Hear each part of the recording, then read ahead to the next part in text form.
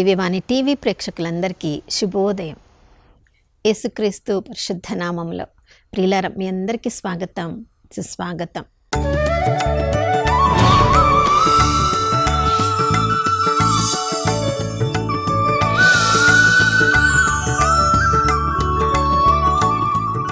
గడిచిన కాలమంతా కంటికి రెప్పలా కాచుకున్న ఆ త్రియేక దేవునికి పూర్ణ హృదయంతో, పూర్ణ ఆత్మతో, పూర్ణ శక్తితో వందనాలు తెలియచేద్దాం. దేవుని ప్రేమ తరిగిపోలేదు, ఆయన కరుణ సమసిపోలేదు.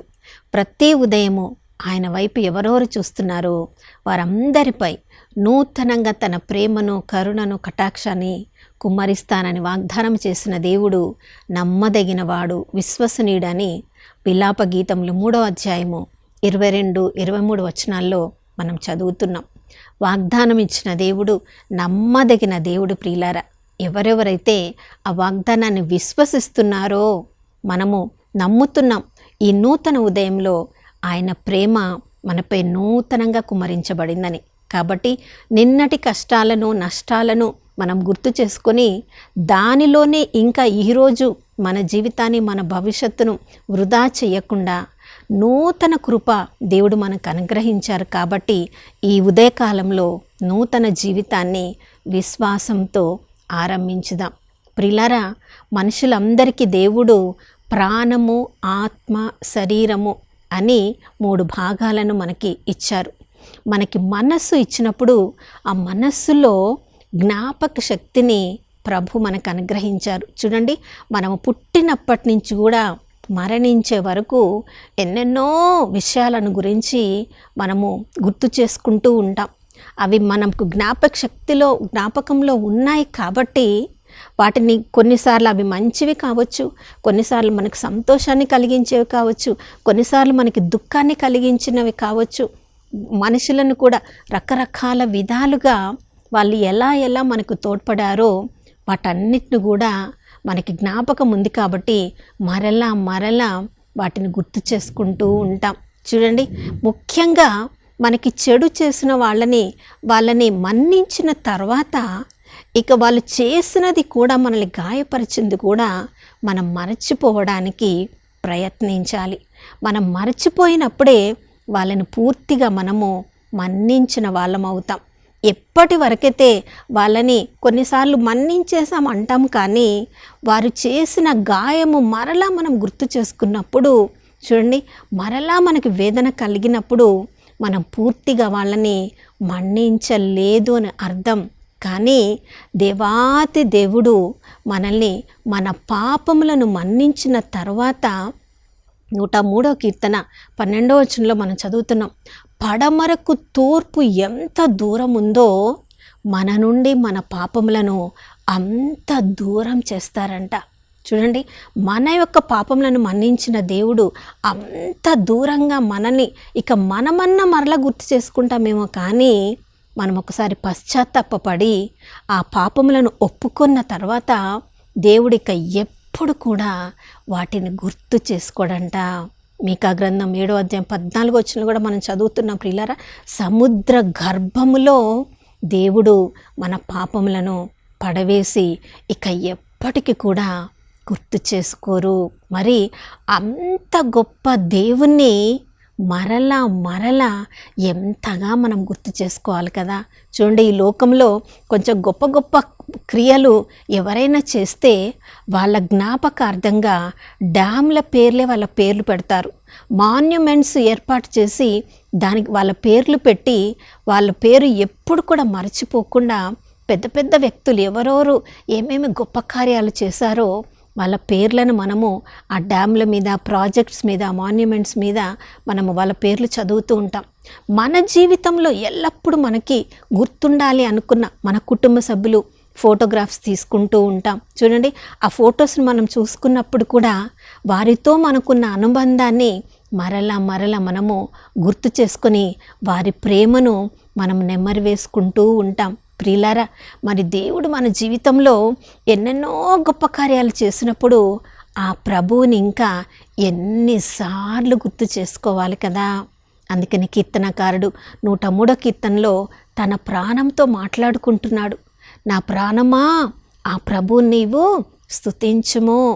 ఓ నా ప్రాణమా, ఆ ప్రభువు చేసిన ఉపకారములలో వేటిని కూడా మరువకుండా ఆ ప్రభుని నీవు స్తుతించుము, కీర్తించుము.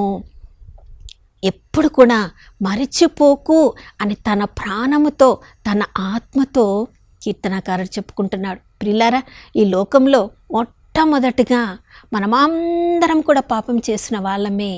అందరూ పాపం చేసి దేవుని మహిమను కోల్పోయారని వాక్యంలోనే చదువుతున్నాం.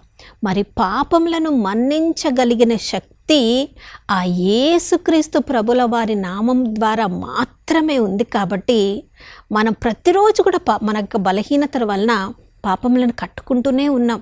మరలా మనం పాపం ఒప్పుకున్నప్పుడు మన పాపములను మన్నిస్తున్న దేవాతి దేవుణ్ణి ఎంతగా మనం స్తుతించాలి కదా. చూడండి, మన పాపములకు తగినట్లుగా ఆయన మనల్ని శిక్షించడం లేదు.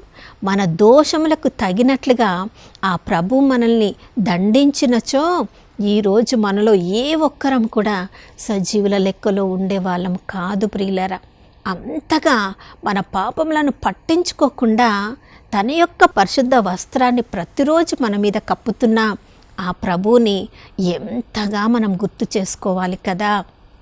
రెండవది, మన పాపముల వల్ల మనమే వ్యాధి బాధలకు గురి అవుతున్నాం. ఆ వ్యాధి బాధలకు గురి అయిన వెంటనే పాప పశ్చాత్తాపడి దేవుని వైపుకు తిరిగినప్పుడు యేసు ప్రభు పొందిన గాయముల ద్వారా మనము విశ్వసించగలిగితే ఆ గాయముల ద్వారా మనకు ఆ యొక్క గాయముల నుండి, వ్యాధుల నుండి దేవుడు మనల్ని గుణపరుస్తూ ఉన్నారు.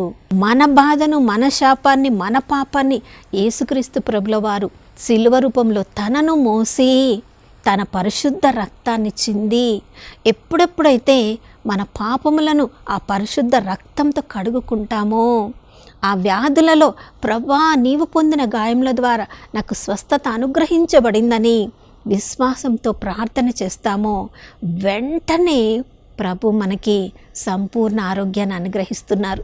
మన జీవితంలో ఎన్నోసార్లు ఆ ప్రభు కృపను మనం అనుగ్రహించాం. సిరాకు జ్ఞాన గ్రంథం 38వ అధ్యాయంలో మనం చదువుతున్నాం. ఎన్నో మూలికలను ఆ ప్రభువు ఇచ్చిన జ్ఞానము ద్వారానే ఈరోజు మందులను మనం ఉపయోగించుకుంటున్నాం. ఆ మందులను ఉపయోగించుకోవడం ద్వారా దేవుడు మనకి సంపూర్ణ స్వస్థతను అనుగ్రహిస్తున్నారు. కాబట్టి వైద్య రంగాన్ని బట్టి, ప్రభు ఇచ్చిన వైద్య జ్ఞానాన్ని బట్టి, ప్రభు స్వయంగా ఆయన పొందిన గాయముల ద్వారా మనకు స్వస్థతను ఇవ్వడాన్ని బట్టి ఎంతగా ఆ ప్రభు ప్రేమను మనం గుర్తు చేసుకోవాలో.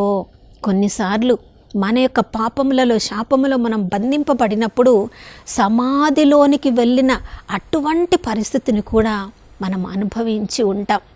పాపము నుండి, ఆ వ్యసనాల నుండి, ఆ బంధనాల నుండి ఎలా బయటికి రావాలో తెలియని పరిస్థితులలో చూడండి, యేసుక్రీస్తు ప్రభుల వారు ఎవరెవరు పాపములలో, శాపములలో తను వెతుక్కుంటూ వచ్చారో వెతికి రాని వాళ్ళని కూడా ఆ ప్రభువే స్వయంగా వెళ్ళి వారికి విడుదలను కలిగించి నూతన జీవితాన్ని ప్రభు వాళ్ళకు అనుగ్రహించారు.